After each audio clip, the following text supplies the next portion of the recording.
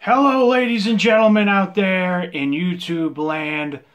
Well, after a lot of positive feedback, and today I'm off from work and I got all my errands and trainings done, I decided to make another installment of Dungeon Tutorial.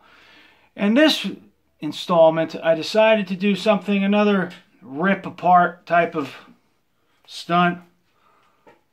Deck of cards. Now, there's many different ways that people I've seen this done. Just Ace, kind of a cheapo brand. It was $1.50 at the grocery store today. So, many different ways. I'm going to show you exactly my way, how I do it, which is different. There's plastic on it, so don't think. What I like to do, because there's many different versions that I've seen. John Brookfield, he's probably the godfather of hand strength. He did it a weird way like this. I can't do it that way. If I try it, all the cards are going to go on the ground. So what I do is with my left hand, I go probably around the middle, maybe a little bit lower than the middle.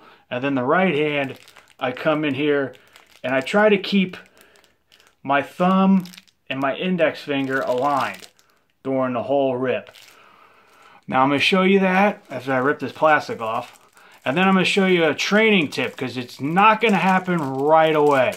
And here's a shameless plug. If you want to learn more, I'm just going to show you how to rip these in half. If you want to learn how to quarter them or anything like that, or rip the corners off, I recommend you check out my friend who's a multi-time national grip sport champion and right now he is the defending champion of the King Kong of grip, and that's Jed Johnson, Napalm Jed Johnson. And you can get his card tearing ebook off of dieselcrew.com. So brother and all that. So he's a good friend of mine.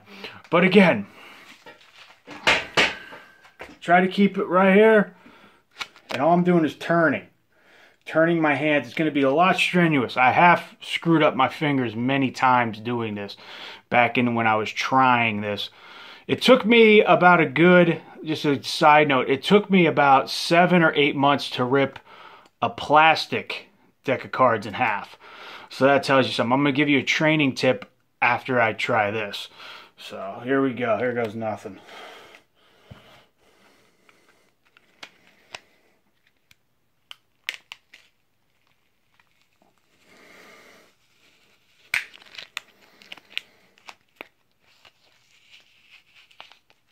And sometimes I put my index finger here. It just kind of keeps them all steady.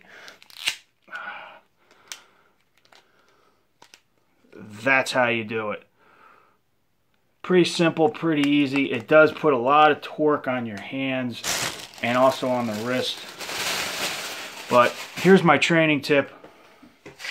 I already pre-opened these, so should go pretty quick. At first, you're not going to rip them. At first, if you're inexperienced at it, I don't recommend it at all. Trying to open up a deck of cards and trying to rip them right off the bat, because you're probably going to mess up your hand, or you're going to get nasty paper cuts or plastic card cuts, if you will, and they suck and they hurt sometimes and they dig in pretty deep. But instead of using it with a whole deck, if you're going to use a plastic deck, they're like $1 or something. You can also go to the dollar store and get paper cards if you're going to try a deck, but I don't recommend that right off the bat. Take a small portion of it, like I'm just going to take this for demonstration purposes, and you're just going to do the same thing that I did, but with the lighter one. But what else you're going to do is you're going to cut these. See what I mean? And you just do that until the whole deck is gone. It will kill your fingers, it'll hurt your wrists, but that's okay. Because you're going to have to build the tension up. And that's how I did. I just kept going, ripping a deck of cards pretty much twice a week for about a good 7 or 8 months, I want to say, until I could fully rip a plastic set of cards up. Now, ranks of different cards, I usually go with the cheaper ones for now. It's just, you know, because Bicycle, it's like $3 for a pack of cards, and you're gonna rip them up. So it's a little bit fun. I've done it at parties, which kind of get everybody going. I don't recommend it on a date, though. I did it once, and it freaked her out. So it's all well and good here. So I got the rest of these. Should try it.